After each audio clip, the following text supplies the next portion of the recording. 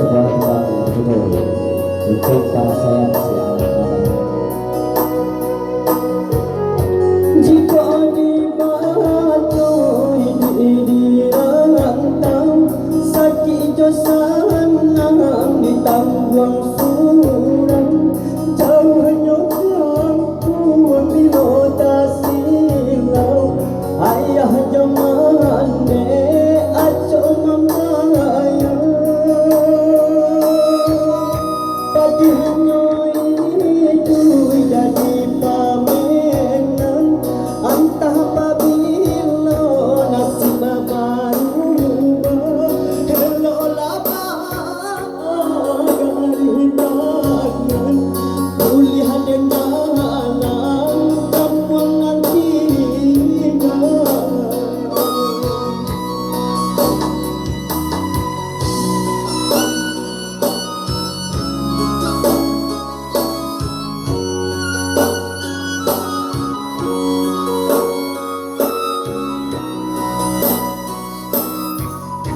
Dan saya dirangka di dolan tahu dan saya di kampung makan hati bala dan buang rasa malu arok mandape sasua nasi ubarati si anak datang nasib tergantung di badan tulang elalah kampung di bilang-bilang namanya.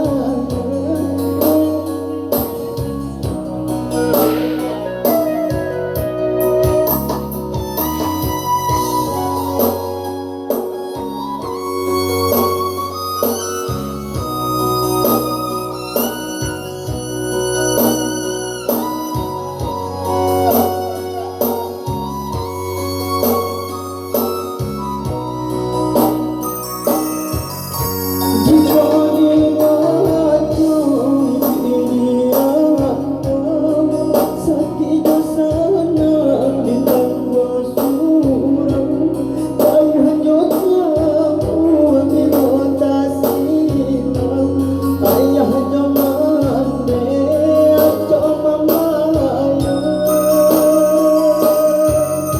padi hanyoy duit tadi pamenan antah pabilo nasib baru hello laban dari tangan bulihan dan jalan kampung nantinya.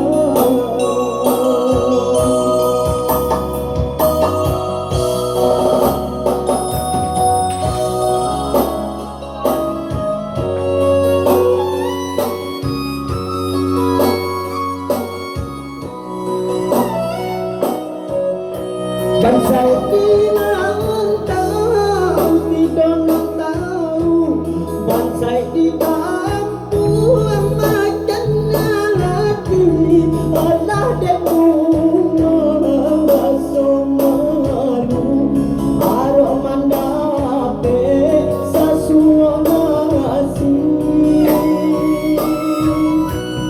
ujarati si anak dagang nasib tergantung di badan tulang usah di mana tanah akuangan sampai bata dua kembali.